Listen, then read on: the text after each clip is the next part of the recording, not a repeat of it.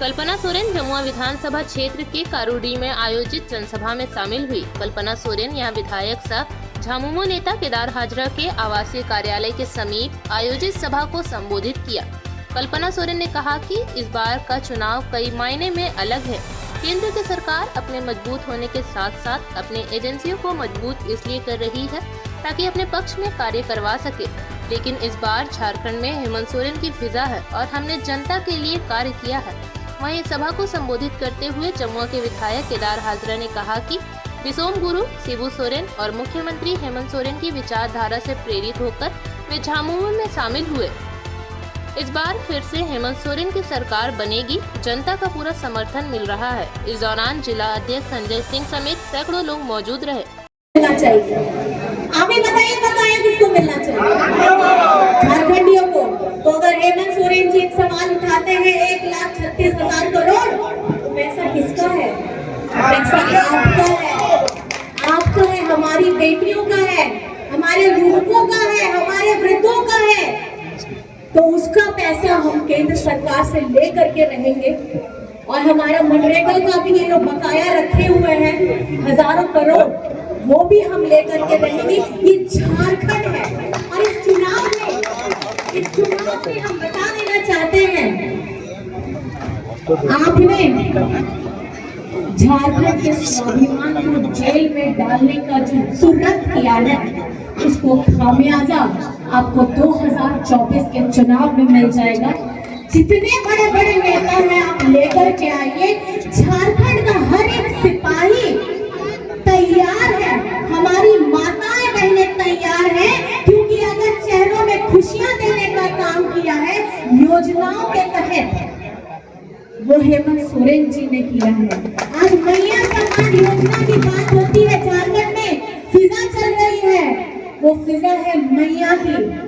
वो किस लिए मैया की है कि हमारी माँ की ताकत को अगर सशक्त करने का काम करने किया है तो वो हमारे आदरणीय हेमंत सोरेन जी ने किया है। और ये झारखंड बनने के बाद ये पहली बार है कि घर में रहने वाली एक गृहिणी को आगे बढ़ाने का काम किया है, उसके पंखों को मजबूत करने का काम किया है। हमारी बेटियों को उनका जो सपना है कि आगे बढ़े, सावित्रीबाई फुले से जोड़ने का काम किया है। सर्वजन पेंशन हो, विस्तारित ग्राम हो, योजनाओं की लड़ी लगी हुई है। अगर आप काम के दाम पर आएंगे तो मैं आप बोलेंगे, आप गर्व से बोलिएगा कि आपका मुख्यमंत्री हेमंत सोरेन है, क्योंकि वो आपका दादा है, वो आपका बेटा है। और अगर आपका दादा आपका बेटा नहीं सोचेगा तो झारखंड में आपके लिए और कौन सोचेगा?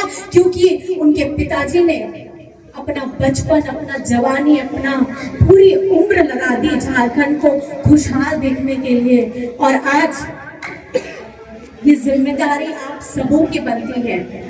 झारखंड के स्वाभिमान को जेल में डालने का प्रयास किया है, तो आप तैयार हो जाइए।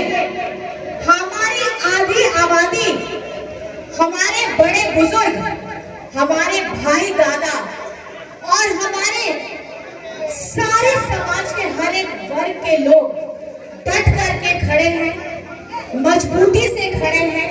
और आज हमारे साथ में एक मजबूत शख्सियत हमारे साथ में है, इनको मजबूत कराने का काम करना है। और हर एक जगह से एक झारखंड मुक्ति मोर्चा का सिपाही को मजबूत करना है, ताकि हेमंत सोरेन मजबूत हो, ताकि विसोम गुरु शिबू सोरेन मजबूत हो और हमारा झारखंड मजबूत हो। देखिए, चुनाव हर 5 साल में होते हैं, लेकिन इस बार का चुनाव बहुत अलग है।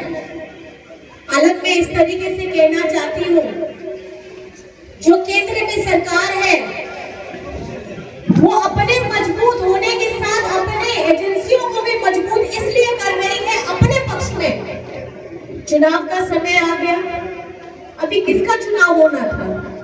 अभी महाराष्ट्र का चुनाव होना था, लेकिन चुनाव के समय से पहले झारखंड को भी महाराष्ट्र के साथ में चुनाव करने की इतनी लोगों को आपाधापी हो गई है कि ये लोग झारखंड का चुनाव समय से पहले भी करा रहे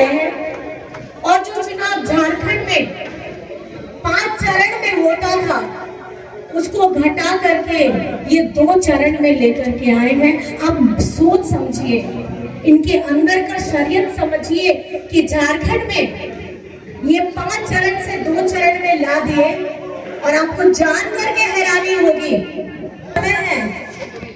वो शहरी क्षेत्रों से 1 घंटा पहले बंद करा रहे हैं।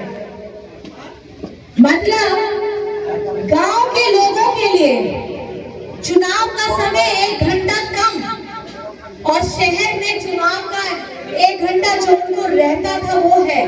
आप ये समझिए कि गांव की जो जनता जो गरीब गुरबा है, मजदूर है, पिछड़ा है, दलित है, वो सब आज हेमंत सोरेन के साथ में खड़ा है।